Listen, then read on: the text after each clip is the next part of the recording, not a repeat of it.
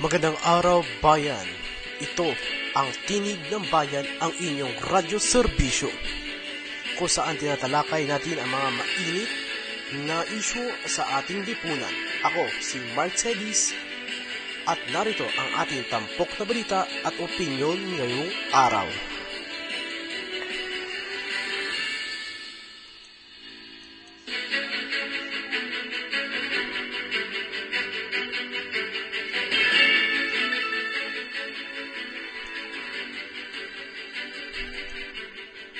Kamakailan lamang muling nagkaroon ng tensyon sa West Philippine Sea matapos hadlagan ng mga barko ng China ang resupply mission ng Pilipinas sa Ayungin Shoal.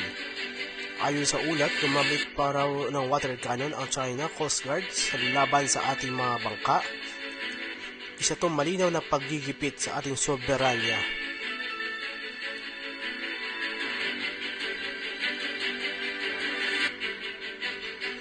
Mga kababayan, nakakalungkot isipin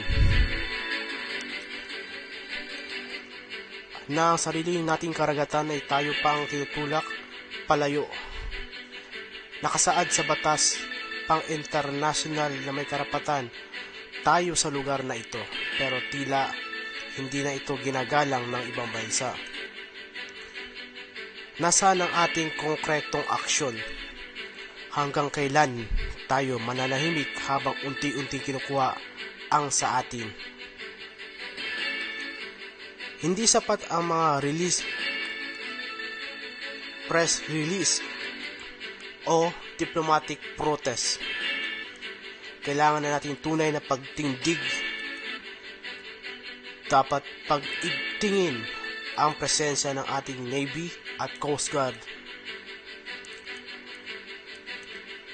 Tiyakin, protektado ang ating mga mangingisda. Higit sa lahat, kailangan ang pagkakaisa ng taong bayan para ipaglaban ang karapatang Pilipino. Iyan ang ating mainit na opinyon ngayong araw. Huwag tayong maging banyaga sa sariling bayan. Ako po, si Mark Celis. At ito ang Tinig ng Bayan, boses ng katotohanan para sa sambayanang Pilipino hanggang sa muli. Ingat at mabuhay, Pilipinas!